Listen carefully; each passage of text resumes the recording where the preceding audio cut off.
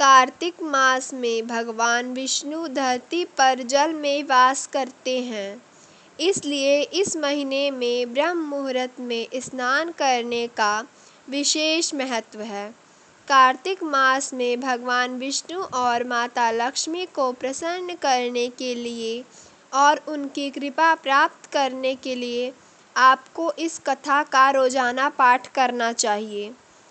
नैमिषारण्य तीर्थ में श्री सूत जी ने 88,000 सनकादि ऋषियों से कहा, अब मैं आपको कार्तिक मास की कथा विस्तार पूर्वक सुनाता हूँ, जिसका श्रवण करने से मनुष्य के सभी पाप नष्ट हो जाते हैं और अंत समय में वैकुंठ धाम की प्राप्ति होती है।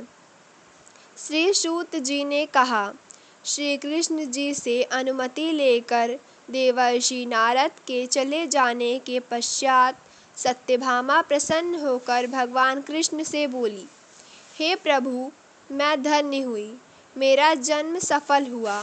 मुझ जैसी त्रैलोक्य सुंदरी के जन्मदाता भी धन्य हैं, जो आपकी 16,000 स्त्रियों के बीच में आपकी परम प्यारी पत्नी बनी। मैंने आपके साथ नारद जी को वह कल्पवृक्ष आदि पुरुष विधि पूर्वक दान में दिया, परंतु वही कल्पवृक्ष मेरे घर लहराया करता है। यह बात मृत्युलोक में किसी स्त्री को ज्ञात नहीं है। हे त्रिलोकीनाथ, मैं आपसे कुछ पूछने की इच्छुक हूँ।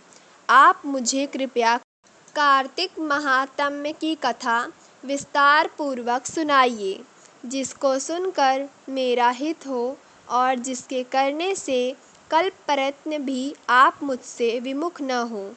सूत जी आगे बोले, सत्यभामा के ऐसे वचन सुनकर श्री कृष्ण ने हंसते हुए सत्यभामा का हाथ पकड़ा और अपने सेवकों को वहीं रुकने के लिए कहकर विलासयुक्त अपनी पत्नी को कल्प वृक्ष के नीचे ले गए।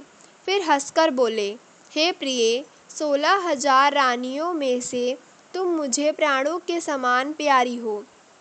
तुम्हारे लिए मैंने इंद्र और देवताओं से विरोध किया था। हे कांते, जो बात तुमने मुझसे पूछी है उसे सुनो। एक दिन मैंने तुम्हारी इच्छा पूर्ति के लिए गरुड़ पर सवार होकर इंद्रलोक जाकर कल्प वृक्ष मांगा। इंद्र द्वारा मना किए जाने पर इंद्र और गरुड़ में घोर युद्ध हुआ और गौलोक में भी गरुड़ जी गौओं से युद्ध किया। गरुड़ की चोट से उनके कान एवं पूंछ कटकर गिरने लगे, जिससे 3 वस्तुएं उत्पन्न हुईं। कान से तंबाकू, पूंछ से गोभी और रक्त से मेहंदी बनी। इन तीनों का प्रयोग करने वाले को मोक्ष नहीं मिलता। तब गौओं ने भी क्रोधित होकर गरुड़ पर वार किया, जिससे उनके 3 पंख टूटकर गिर गए। इनके पहले कंठ से नीलकंठ, दूसरे से मोर और तीसरे से चकवा चकवी उत्पन्न हुए। हे प्रिय, इन तीनों का दर्शन करने मात्र से ही शुभ फल प्राप्त हो जाता है।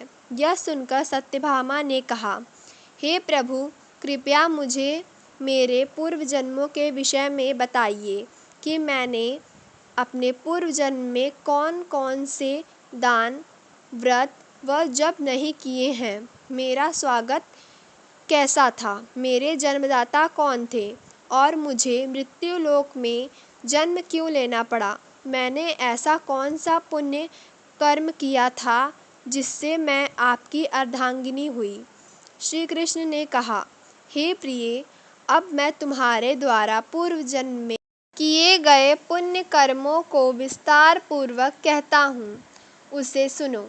पूर्व समय में सतयुग के अंत में मायापुरी में अत्रि गोत्र में वेद वेदांत का ज्ञाता देव शर्मा नामक एक ब्राह्मण निवास करता था।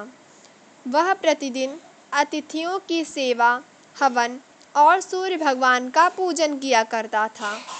वह सूर्य के समान तेजस्वी था। वृद्धावस्था में उसे गुणवती नामक कन्या की प्राप्ति हुई। उस पुत्रहीन ब्राह्मण ने अपनी कन्या का विवाह अपने ही चंद्र नामक शिष्य के साथ कर दिया। वह चंद्र को अपने पुत्र के समान मानता था और चंद्र भी उसे अपने पिता की भांति सम्मान देता था। एक दिन वे दोनों कुश व समीधा लेने के लिए जंगल में गए। जब वे हिमालय में भ्रमण कर रहे थे तब उन्हें एक राक्षस आता हुआ दिखाई दिया। उस राक्षस को देखकर भय के कारण उनके अंग शिथिल हो गए और वे वहां से भागने में भी असमर्थ हो गए। तब उस काल में समान राक्षस ने उन दोनों को मार डाला। चूंकि वे धर्मात्मा थे इसलिए मेरे पार्षद उन्हें मेरे वैकुंठ धाम में मेरे पास ले आए। उन दोनों द्वारा आजीवन सूर्य भगवान की पूजा किए जाने के कारण मैं दोनों पर अति प्रसन्न हुआ। गणेश जी, शिव जी, सूर्य व देवी इन सब की पूजा करने वाले मनुष्य को स्वर्ग की प्राप्ति होती है। मैं एक होता हुआ भी काल और कर्मों के भेद से 5 प्रकार का होता हूँ। जैसे एक देवदंत, पिता, भ्राता आदि नामों से पुकारा जाता है। जब वे दोनों विमान पर आरूढ़ होकर सूर्य के समान तेजस्वी, रूपवान, चंदन की माला धारण किए हुए मेरे भवन में आए तो वे दिव्य भोगों को भोगने लगे।